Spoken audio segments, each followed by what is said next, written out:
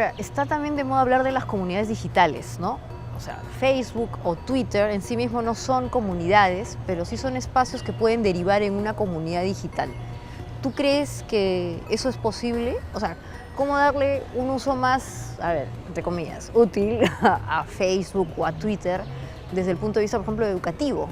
Ya, el tema ahí es que Twitter y Facebook lo que digamos, tienen y Twitter mucho más que Facebook, porque Twitter es una herramienta un poco más abierta, tienen esta capacidad también de movilizar recursos de manera espontánea. Entonces tú puedes tener que, por ejemplo, si hoy día ha ocurrido un desastre natural en tal sitio, la gente se pasa la voz, empieza a crear contenido de manera espontánea alrededor de eso. O sea, cumple un fin determinado. Claro, pueden haber otras cosas, contenido relevante, como en todo proceso. Pero el sistema va autofiltrándose, ¿no? Se autodepura, ¿no? Y llega un momento determinado donde el problema puede solucionarse. Como el problema puede no solucionarse, digamos, piénsalo como el funcionamiento del cerebro, ¿no? El tema de la inteligencia colectiva es como en realidad si todos fuéramos un gran cerebro. Entonces, el cerebro no es perfecto tampoco. O sea, el cerebro también puede distraerse e irse por otro camino.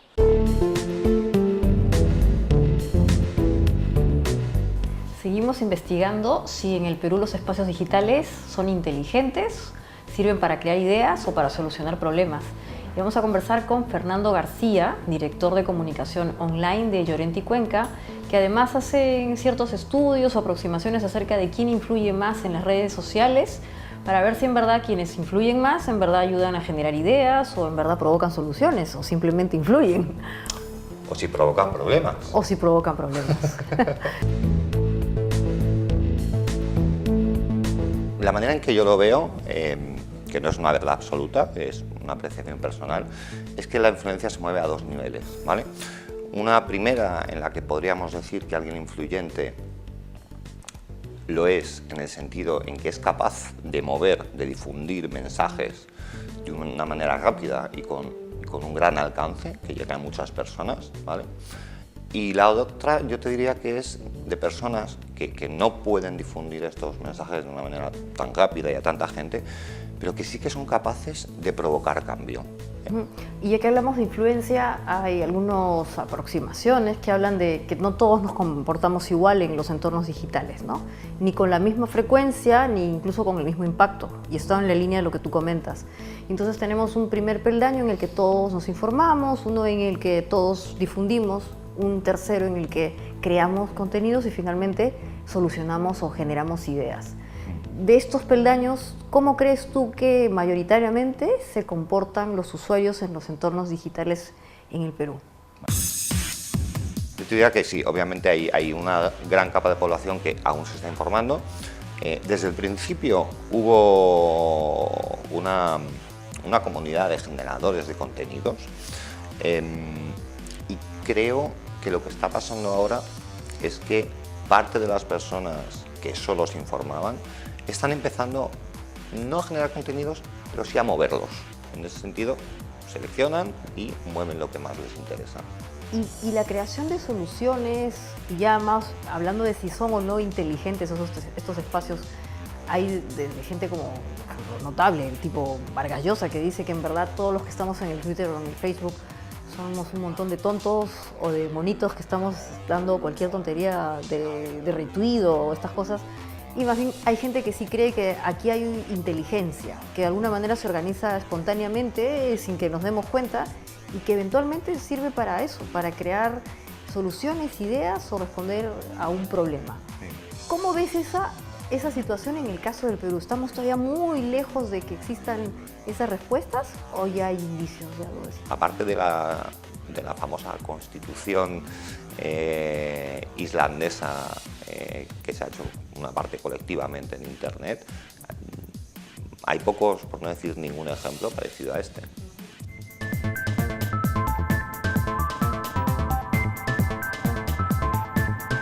En nuestro caso tenemos que efectivamente el cerebro, digamos, la inteligencia colectiva como cerebro puede también ayudar a la educación en sentido que puedes encontrar de recursos, información dentro que va encaminado a tal sitio.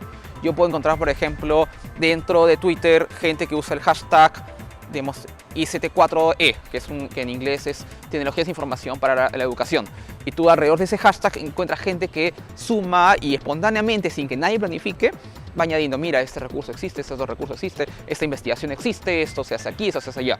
Entonces tú tienes dentro de Twitter, dentro de esta inteligencia colectiva llamada Twitter, una comunidad que se ha armado alrededor de esta tendencia de esta etiqueta o hashtag de Twitter, ¿no? Que no se conocen, que la idea es, están contribuyendo sin que nadie les pida.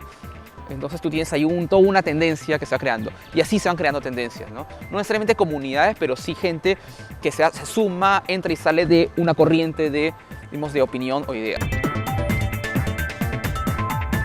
Como tú dices, hay ya un grupo de personas que, por ejemplo, bajo este hashtag o esta suerte de palabra clave, empieza a articular una discusión o eventualmente contenidos. Sin querer ya están creando un grupo de práctica. Mira, yo te cuento una experiencia. Lo hice el año pasado. O sea, lancé como experimento una etiqueta, una palabra clave en Twitter llamado Día de Vallejo. Era el 15 de marzo, 22 de marzo, no recuerdo el Día de Vallejo exactamente. Y el tema es que mi idea era que cada uno usara esa etiqueta o esa palabra clave, Día de Vallejo, y al costado pusiera un verso, su verso favorito de Vallejo. Entonces tú tenías gente alrededor de esa palabra clave, gente que empezaba a colaborar y decía, ese es mi verso favorito, ¿no? Entonces todos ponían su verso favorito. Claro, si tú lo ves como contribuciones individuales, no tiene mucho sentido, pero si tú lo ves como una gran contribución, tú vas entendiendo que efectivamente estás creando una corriente de opinión, una corriente de pensamiento alrededor del Día de Vallejo y alrededor de del poema. Entonces al final era algo así como una suerte de poema abierto, cada uno construido a partir del verso favorito que cada uno tenía de Vallejo.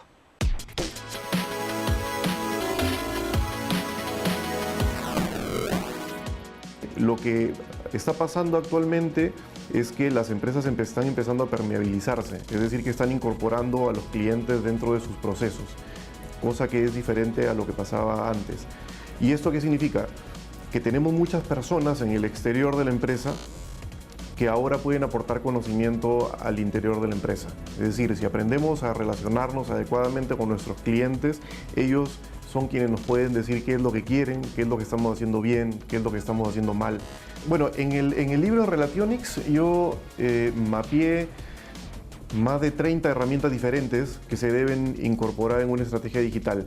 Entonces, lo que es importante es no aplicar estas herramientas de forma indiscriminada. Una herramienta digital puede ser un servicio en línea, como puede ser una red social, un blog, un servicio en línea como YouTube, un foro, etc. Puede ser también una técnica, como las técnicas de posicionamiento, que también son herramientas.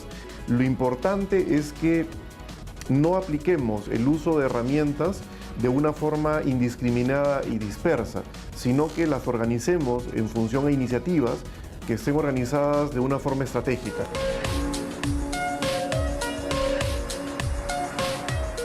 Tú, cuando tienes alguna duda, posiblemente pues acudes a la Wikipedia, ¿verdad?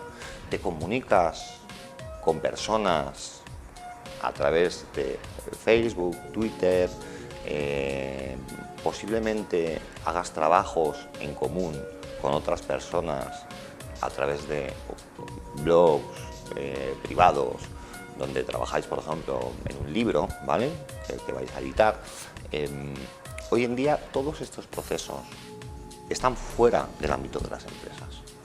Y las cosas que tú haces todos los días en tu vida diaria para hacerla mejor, no las puedes aplicar dentro.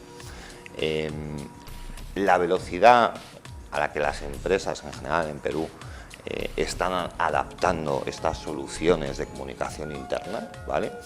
Yo creo que aún es lenta, porque no solamente tiene que ver con mejorar procesos dentro de la compañía, sino que son verdaderos cambios culturales.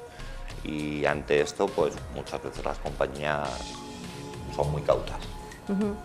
¿Y por qué crees que todavía en una situación donde hay crecimiento económico, incluso hay mucha inversión de fuera del país, todavía hay resistencia. ¿No debería ser más normal pasar a un entorno en donde la gente colabora en estos espacios? ¿Qué está haciendo que esto sea más lento? Yo creo que precisamente cuando todo va bastante bien, a veces en muchas empresas el punto de tenemos que mejorar de una manera radical quizás se pierde un poco, ¿no? Porque ahora mismo la economía va tan bien que todos vamos ganando, ¿vale? Creo que quizá falta un punto de mayor competitividad en muchos sectores. O sea, ¿tú crees que el hecho de estar creciendo bien no invita a explorar? No es que no invite, sino que en un entorno en el que pues, los dirigentes de las compañías llegan holgadamente a sus objetivos, obviamente tienen menos incentivo para explorar en profundidad nuevos caminos. Y cuando en muchos sectores la competencia es limitada, más todavía.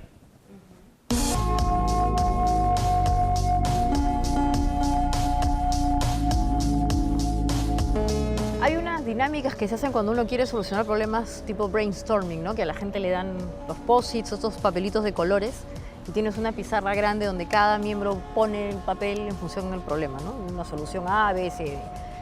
Estos espacios digitales serían como una gran pizarra en donde cada persona ha puesto su post-it. Y vas viendo según lo que te parece y ahí encuentras la solución. Claro, exactamente. Esto es una especie de mega brainstorm o mega lluvia Mega de ideas, brainstorm, ¿no? Sí. O sea, una gran lluvia de ideas, pero donde la identificación del problema también va cambiando, ¿no? O sea, imagínate, es como el mar. Entonces, ¿no? Es una corriente que apunta a una solución de un problema, luego ¿no? Pero la marea puede llevarte a otros lados. Digamos que esta pizarra con post-it es dinámica. Exactamente. Cada cierto tiempo los post-its van cambiando o van retroalimentando, claro, pero en Internet, entran y salen. Pero en Internet, en cierto tiempo, es un día, una mañana, o una hora o un segundo. Claro. Y como suele pasar en estas dinámicas de lluvia de ideas o brainstorming, o sea, en la vida real hay alguien que gestiona la dinámica, ¿no? Hay un monitor. Bueno, ahora dejamos de hacer la dinámica y ahora sí vemos y leemos. Eso no hay en los espacios digitales. ¿Quién es el que monitorea esto? ¿O no hay necesidad de que haya un monitor? Justamente lo que ha aparecido ahora, más bien la figura, es esta figura del curador digital, ¿no? Personas que por ciertas habilidades se encargan de capturar esos estados, el estado de la cuestión, del momento tal cual, ¿no? O sea, que sabe que la lluvia de ideas se está yendo por tal lugar, pues tiene la capacidad de tomar una fotografía del momento y decir, bueno, esto estoy viendo ahorita, ¿no? Entonces, claro, y surge ese tipo de personas, ¿no? Que saben por dónde está yendo la corriente y de hecho son las personas que terminan destacando siempre en las redes, porque terminan siendo como la voz autorizada que logra sistematizar o sintetizar, ¿no? en pocas palabras o en una imagen o un video ese estado de la situación del instante.